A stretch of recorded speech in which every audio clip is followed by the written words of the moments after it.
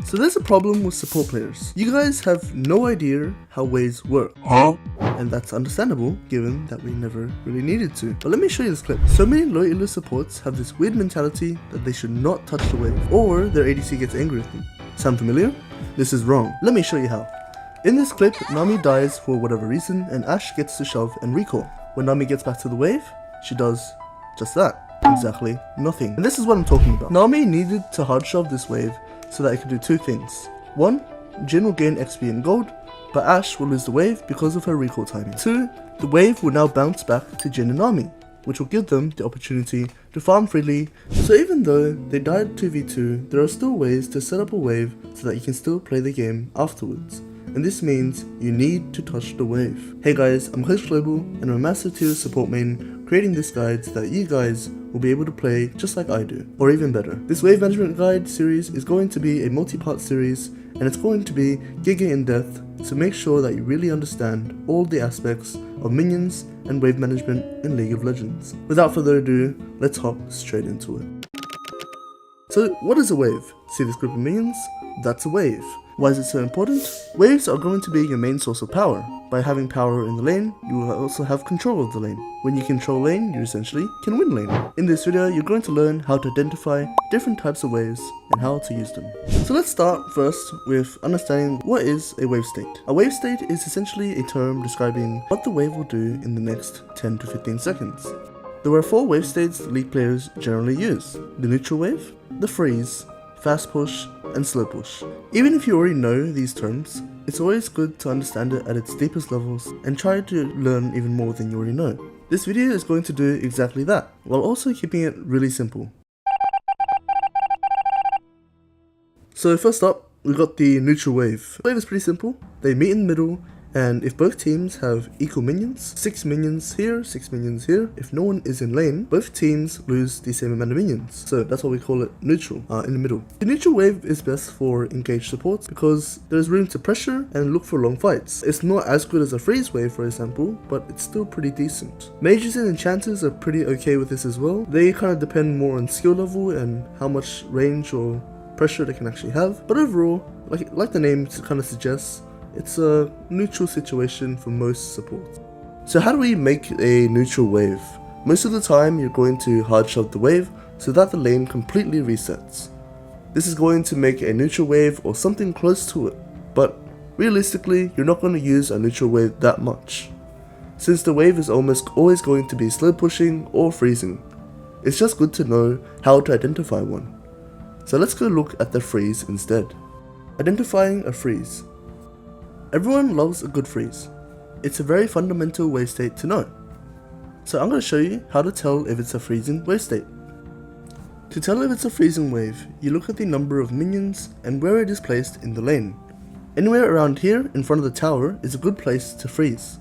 Just be careful that it's not too close to the tower, as melee minions might just run into the tower for no reason. It's just how it works. What we're going to look for is 3 to 4 minions extra to make it a freeze. No more, no less. Now, do you know why we call it a frozen wave state? That's because when the wave state is like this, where you have extra minions and you're in the correct place, the wave does not move, hence frozen in place. If you don't understand why, let me show you.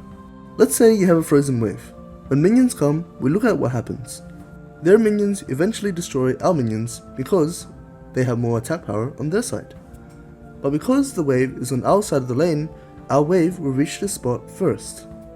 That means when their next wave reaches this position, some of our minions have already taken damage, resulting in the same cycle to repeat over and over again. There are some intricacies to this though.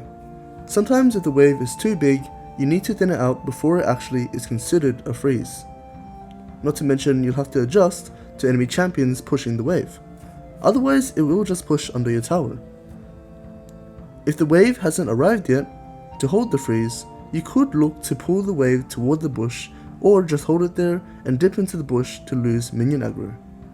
And finally, if the enemy does decide to hard shove, you will either need to respond by thinning out the wave or actually using the freeze to pressure them off the wave. So why freeze in the first place? Junglers will love you. They'll want to give you ganks every single time. Freezing lets you position close to the tower so that you can always run safely against engaged supports. And if you're ranged, you can poke the enemy ADC as they try to push the wave under your tower. It's a very easy combo of wave management plus sustain, especially if you play soraka or Senna. If you play engaged supports, you should also be pretty happy. This makes it so that the enemy team has a long way to run before they are safe, so engaging at a good time during a frozen wave is much easier and has better outcomes.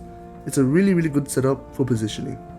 Now, if the jungler still doesn't want to gank you, well, tell me about it in the comments. I get it. It happens. Before we move on to the most important wave tactic, I would really appreciate it if you gave the channel a subscribe. I'm trying to reach 1,000 subscribers before the end of the year, and we're almost there. But if you don't, well, we'll see what happens. Fast push and slow push. Slow pushes and fast pushes are probably the best form of wave management they could possibly learn. Freezing is great for positioning the wave and neutral wave kind of just happen, but this is where you're going to push advantages and make the enemy lose even more. Let me show you what it looks like. A slow push is generally going to look like this. There are equal minions and the wave is positioned closer to your tower. The more you have, the faster it will push from here. So treat equal minions as a very slow push, and more minions as a faster slow push. The main difference between a slow push and a fast push is how often you or the ADC are hitting the minions. In a slow push, you generally only want to last hit minions, which means you usually don't really touch the wave. However, you do have to tell your ADC not to push because most ADCs will auto push, if you know what I mean. If you want to fast push, however, you can start autoing and using abilities to push the wave as fast as you can. In other words, you can think of it as passively pushing, which is slow pushing, and actively pushing, which is fast pushing. How does a slow push work? I think you understand the idea of a fast push, but I might as well explain the slow push scenario. Similar to a freeze, because there are equal minions near our tower, our minions will reach here first. The difference is that our minions will actually stack up with the current wave, and hence slowly push out their minions. This same scenario can actually occur at any part of the lane, but it really depends on how many more minions you have compared to your opponents, as well as the wave state's position, which makes it a bit trickier to find. How can we use a slow push? Slow pushes are really good for two reasons. One, you'll be able to use the pressure of crashing a big wave under the enemy tower to do anything you want. You can poke them under the tower, set up vision, or look for a roam while pinging your ADC to play it safe. Alternatively, you could even dive them, causing them to lose the entire wave or more.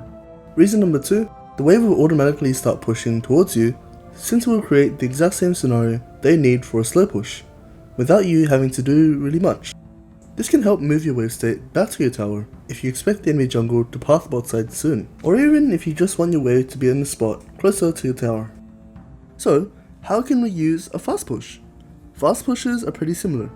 You look for quick wards nearby or rotate to objectives or skirmishes since your ADC won't need to farm any minions for the time being.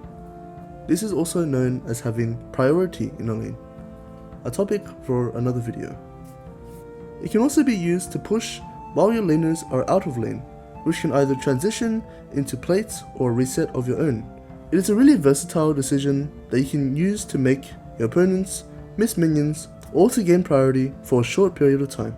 Note that you usually want to start with a slow push on the first wave, then do a fast push on the second or third wave to get a really big wave crashing, giving you more time to work with. This is usually where you'll get the most value out of pushing waves. So I know this was a lot of theory work and you might even be familiar with some of it, but I really think a lot of support players lack these fundamental understandings that they really need for decision making.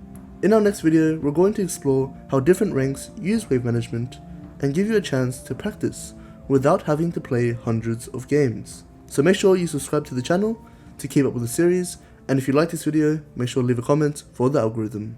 Question Discord, links down below. Find the comments. Go.